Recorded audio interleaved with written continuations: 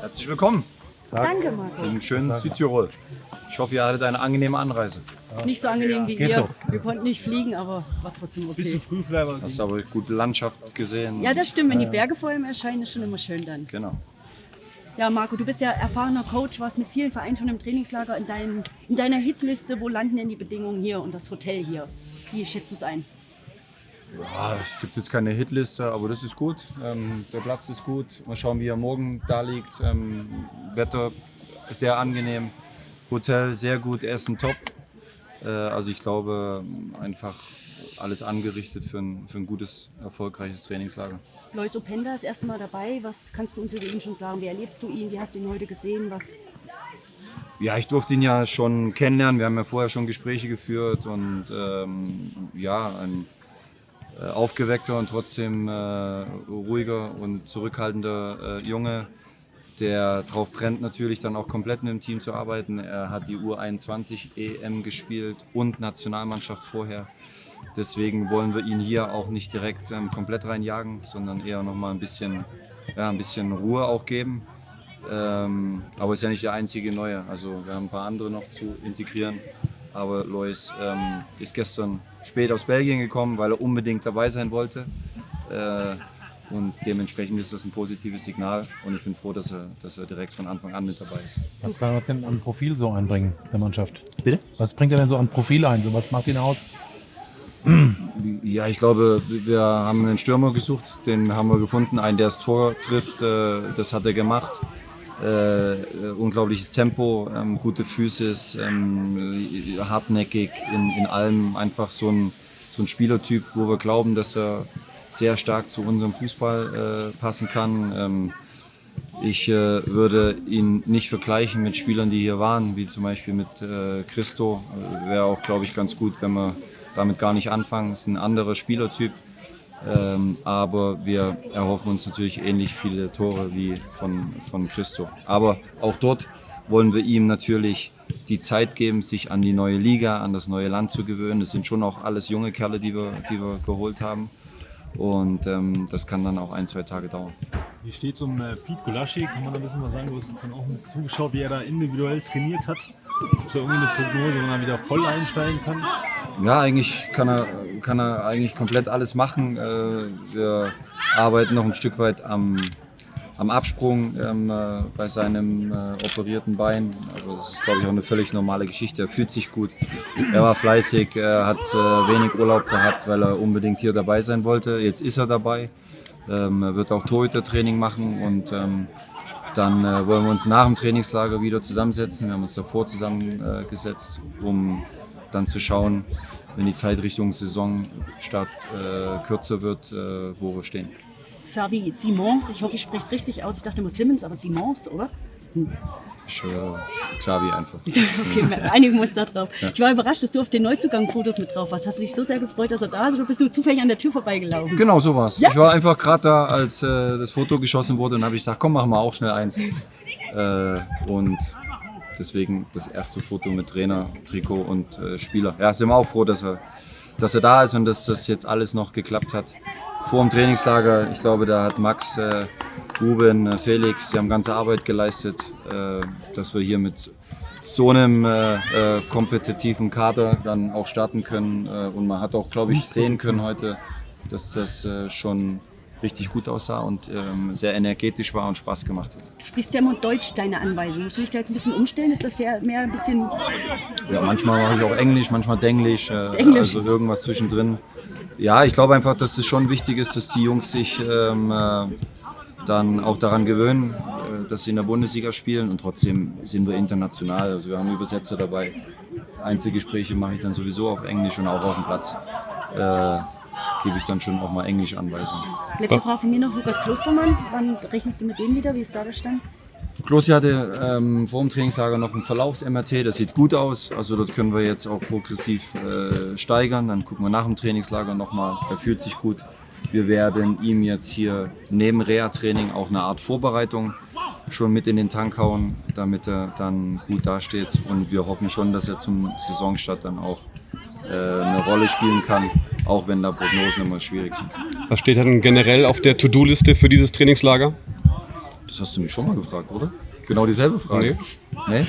Das In war, Abu Dhabi. In Abu Dhabi. oder ging es da um Vorbereitung allgemein? Beim ersten, klar, beim ersten ist auch egal. Punkt 1 natürlich sich finden. Wir haben schon ein paar neue Spieler. Das ist wichtig, dass wir uns als Team finden, dass wir uns kennenlernen, dass wir Spirit entwickeln.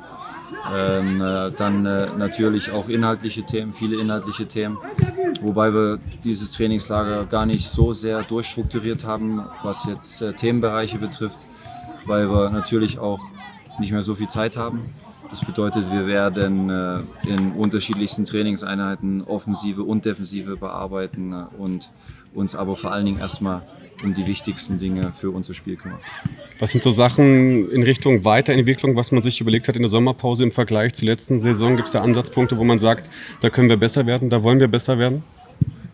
Ja, also es gibt ja immer die berühmten Statistiken, die manchmal mehr und manchmal weniger aussagen.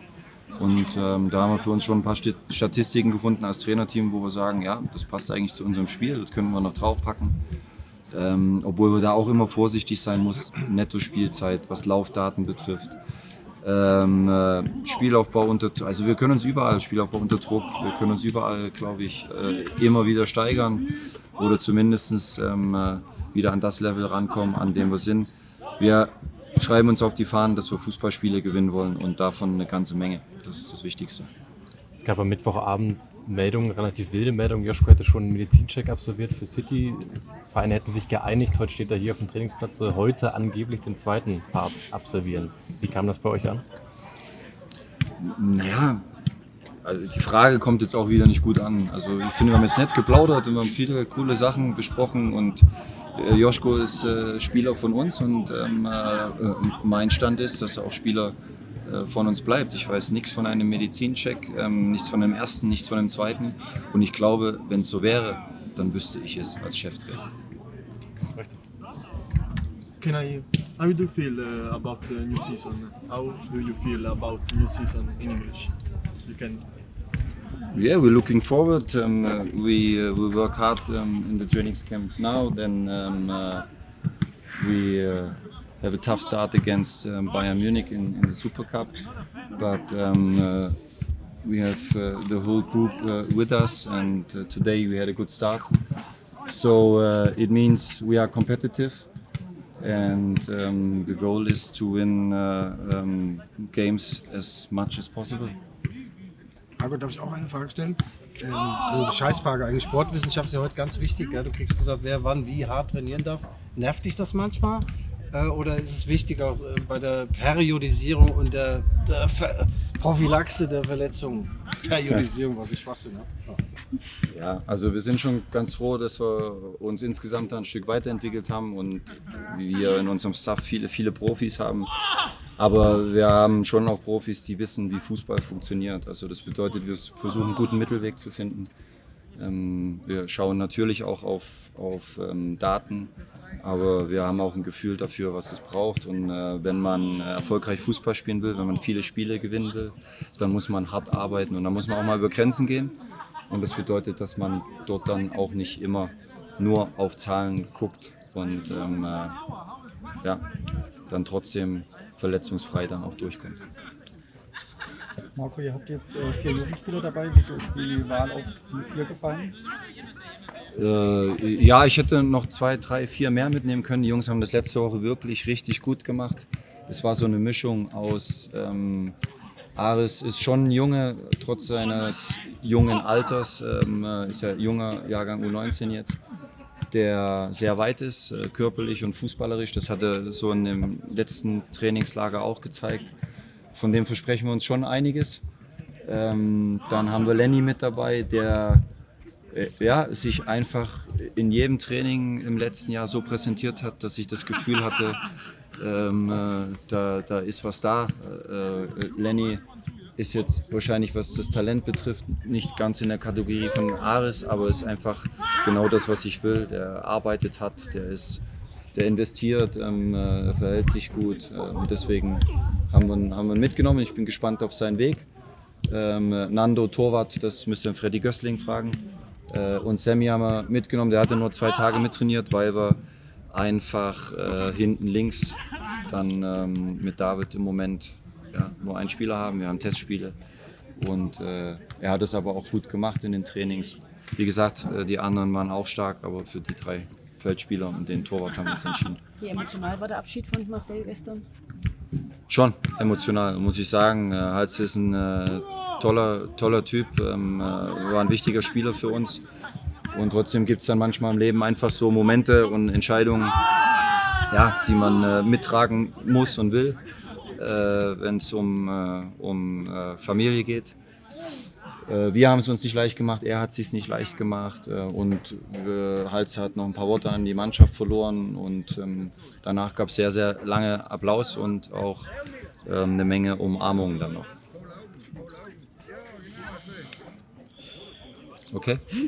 Danke Dann euch. sehen wir uns die Tage. Ja, bis dann. Gute Zeit. Ciao. Danke. Ciao. Macht's Danke. gut.